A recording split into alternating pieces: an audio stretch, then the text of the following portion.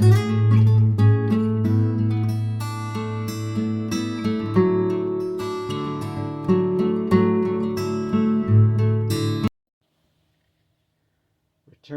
of the Exiled, or Why Must I Be the Hero? By T.J. Stegaheis. Read by YOB. Dedicated to Kurt Reimert, whose stories inspired this work. Requiescat in pace. Chapter 13. The Green Book. They had made good time down South Ventura Road for about a week, and had reached the North Border Road when they again had a run-in with Grolish highway robbers. They had just passed a caravan from Bocachica and been warned by the guards that bandits were abroad on the road, and so to be vigilant. They thought they were being thorough. The woods on either side of the road had grown thick, although it was obvious that the caravans had been cutting the woods back from the road. The canopy was very dense, and the road was dim here. The late summer green was so thick that it was oppressive. There were so many deep shadows and strong smells. The attackers were 12 Grolls, and they had prepared covered holes in the brambles near the road to spring out of, so the scouting gnomes had missed them. With Sard and 3 men covering the rear, and several other men out foraging, the numbers were almost even. Unlike the previous encounters, these Grolls were better armed and had the rudiments of a plan. Windy, Frog, Bud, and a few others had the Grolls in a standoff when Sard and the rear guard, hearing the commotion, surprised the Grolls from behind, while Riff and the foragers came from another direction. Between them they slew all 12 robbers. Heft had healed a few wounds that they received. When the gnomes came back to the group, the others had well searched and disposed of what little the Grolls had of value. So Filio suggested that they backtrack them to see if they had a cache like the Grolls at Glenfrey. As it turned out, there was a lot more than that. After an hour's search and tracking, they came to the ruins of an old border fort. The one remaining tower had been patched up and restored. Smoke from a chimney indicated that there was still someone inside. Sard asked the gnomes to scout around on the sides and get some idea of the situation. If this was a major stronghold, they might as well leave it be. The gnomes reported that great care had been taken to keep the fort hidden. The ancient road leading up to it had been plowed up, and young trees were now growing there. The brush and grass had been allowed to grow right up to the structure, and vines covered much of it. But the well and privy showed use, and the midden held fresh refuse. "These Grolls may have done it themselves," said Smoke, "but it just feels like professional work. I can't explain it, but I have the feeling that this camouflage was done by soldiers." "We will keep that in mind," said Sarge, "but we know that the Grolls came from here, so it is probably not soldiers from Thanet or Bocachica." "Many former soldiers become bandits," said Cilio. Sard gave him a hard look, but said nothing. "What did I say to get a look like that?" said Cilio to his brother. Smoke estimated a total force of about 30. A crude stable barn showed use, but was now empty. This could mean that some of the occupants were currently elsewhere. The brothers had found a lower window that had been chipped away to make it larger, and a stout shutter added. The shutter was left loose, probably by the Grolls that they had slain near the road. A crudely made ladder concealed nearby confirmed that they had slipped out this way. Sard cautioned them that this may mean that the real force inside was much greater than the Grolls they had expected. If the Grolls were sneaking out to avoid detection, whomever they were avoiding may be quite fierce, he said. They left their packs and extra equipment under a nearby deadfall. Then they quietly used the Grolls' ladder and opened the window to peer inside. It was a filthy sleeping room stinking of Grolls. Imagine the powerful smell of dirty feet, urine, and wet dog, and you will get an idea of how much fortitude it took them to enter this room. Fortunately, it proved to be unoccupied. Tonner and his group stood guard outside the window. The rest stealthily slipped inside one by one, until they were gathered in the small room. Sard used a sword tip on the moldy and stained curtain that hung over the doorway to open it just enough to peer out. A dirty, barefoot, ragged woman was busy cooking at the fireplace. A very fat Groll was seated at the cluttered table, drinking and complaining about how stupid his companions were. "Those lazy, half-witted blunderbobs couldn't pull off robbing a child in his sleep," the old Groll slurred loudly. "I've half a mind to let them just sleep through dinner, and you and I can have some more fun, eh, wench?" He looked over at the woman cooking. The woman visibly shrank back and whimpered before obediently nodding to the leering creature at the table. "Don't forget me," said another voice. "I should go first. You had her all to yourself last time." A Groll with a crippled leg hobbled into view from somewhere. "When Lieutenant Woken gets back, we should ask the master to get us another wench, so we don't get in each other's way." "You ask him," said the fat Groll, massaging the side of his face. "I asked him for the rum, and it cost me a clobberin'." "Well, at least he brought us some," chuckled the cripple, and picked up the bottle off the table to pour into a cup he carried. The bottle spilled out a small quantity and was empty. "Hey, did you drink all this?" said the cripple angrily. "This is my bottle. You drink from your own," said the drunk, slapping the bottle out of his hand. "We shared my bottle. We should share yours too," said the cripple. "Very well, then. Let's share it," shouted the drunk, and picked up his axe from the table.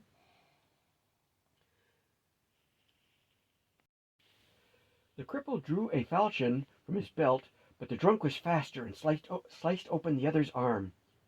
"You bastard!" yelled the cripple. "I'm going—" He got no further as the drunk slammed the axe down on his head and hit him twice more as he fell. Blood was now spattered everywhere. "There," he said unsteadily. "No more arguments from you. I will just remote garbage regarding the damn book." Just then he looked up and reacted to Sard peering at him through the open curtain. He dropped the bloody axe and held up his hands. "This isn't what it looks like. He hit me and I defended myself. Don't tell Baron Kettleford. Please don't tell him." The girl went to sit down and missed the chair, landing with a thud on the stone floor. The woman turned and hit him over the head with a heavy frying pan, scattering hot grease and potatoes. The girl fell back unconscious. You are not Baron Gettelford's men, are you?" she inquired hesitantly. "No, we are not, good woman," said Sard gently. "Do you have family we can return you to?" The group entered the kitchen slowly and looked around. The air still stank, but it was much better than the room they had just left. The crippled Groll was quite dead. The fat one was still breathing, but did not awaken. "I don't know if they will take me back," the woman said, weeping. "The Baron threatened them with death if they helped me." She broke down, and Wendy went to her with what comfort she could offer. "I was only supposed to cook for them," she gasped out. But when the Baron is gone, they... She could not finish, and Wendy held her as she wept. "Well, we certainly cannot leave you here," said Bud. "When this oaf comes around, he will be all the meaner, and you are not going to be able to defend yourself." "I have a sister married to the glassmaker in Gorville City," the woman must. "Maybe she can help me." There was an awkward pause. "I hate to be the one to tell you, dear," said Wendy. "The people of Gorville City had to flee from a terrible vampire. She may be anywhere, and many were killed, so you should prepare yourself." Gorville City? A vampire? What's happening?" she cried, wide-eyed. "They never tell me these things."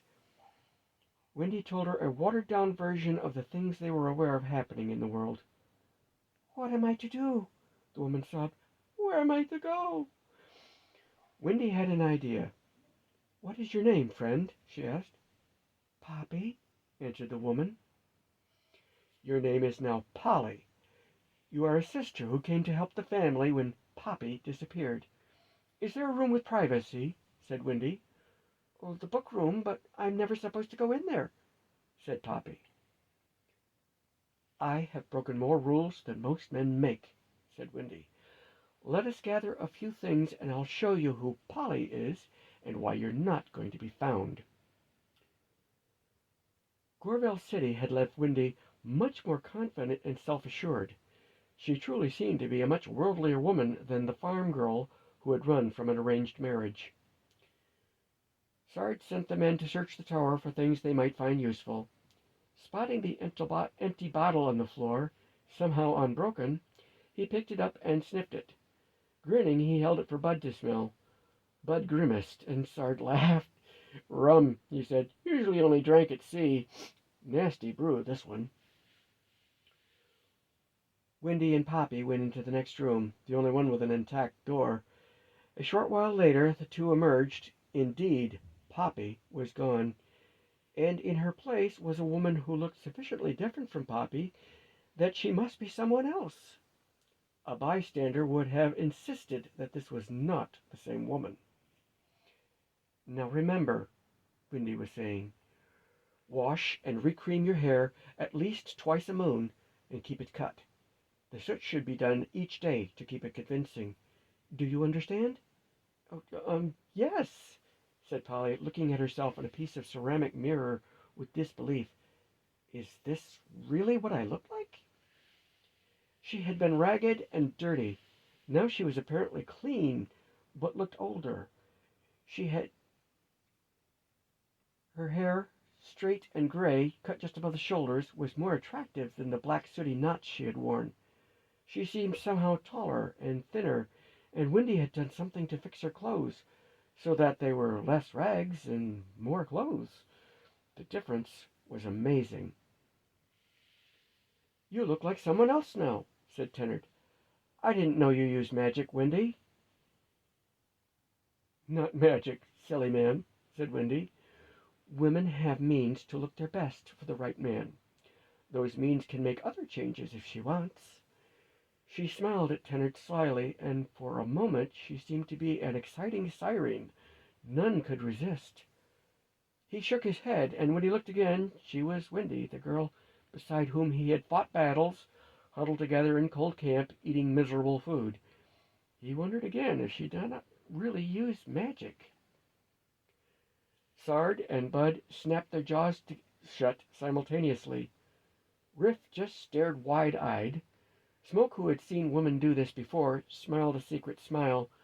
The rest of the men were busy on the upper floor. Cilio and Filio were too busy altering the unconscious girl's grooming, using the grease and potatoes, to notice. "Tennard," said Wendy, "I think you had better come and see this." Uncomprehending, Tennard followed Wendy into the other room, and there, on a small shelf, all by itself, was the Green Book of Tulurin. His whole mission had been to find this book. Tennard gingerly lifted the book down from its shelf and looked it over carefully. He had slipped only once, that first night leaving Pan, and mentioned it to Wendy. Luck smiled, and she remembered it. "This is it," he said breathlessly. "The Book of Truth." He looked around. "We need to get it out of here. It must be made safe." When they returned to the main room, Sard was speaking to Polly. "So we get you to Harford Town, and your family can take you from there." "Oh, yes," said Polly. "Now that I am Polly, they can help me and not be hurt. How can I thank you?" "By helping us get clear of this place as soon as possible," said Sard. "None of us want to be here when the Baron arrives. Let's get going." The other men had gone through the old fort and packed up what was portable and of some value. It barely filled 2 bundles, and they made ready to leave. Pock found shoes that would fit Polly, so she could walk more quickly. The fat Groll groaned faintly, so they made haste. Frog stood over him with a heavy pan, in case that was necessary. Bud found the front door. Heaps of broken furniture had been stacked against it. He and Riff pulled together, and the door came open. Night had fallen, and the woods were dark and quiet. Dram startled them by appearing suddenly and asking them what was taking so long. They made it back to the road and hurried down the next fork, taking an hour to help Polly reach a cloth store owned by her brother in a nearby town.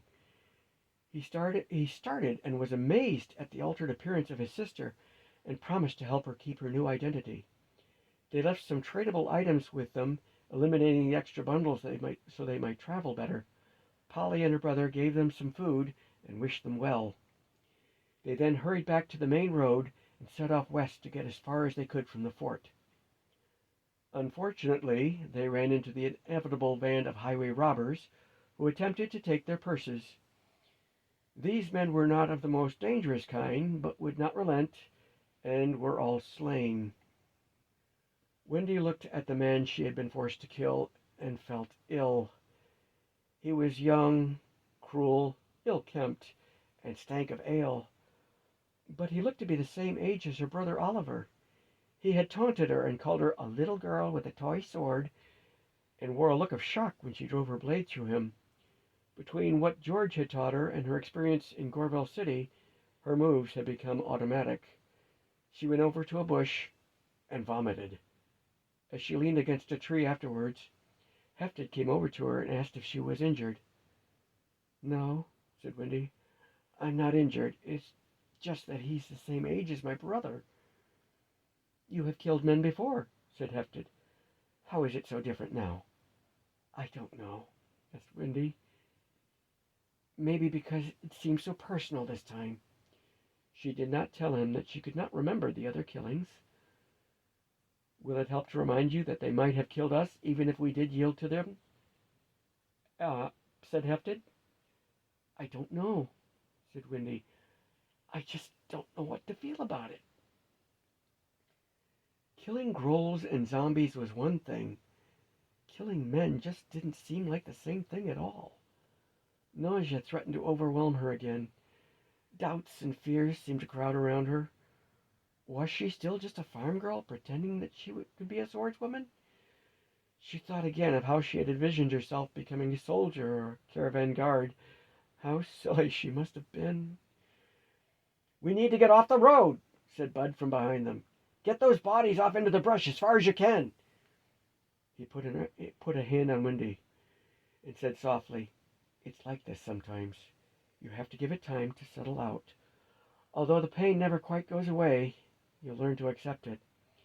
Anyway, these fellows were not going to survive much longer with their foolish attitudes." They pushed further back into the woods to get as far off the road as possible.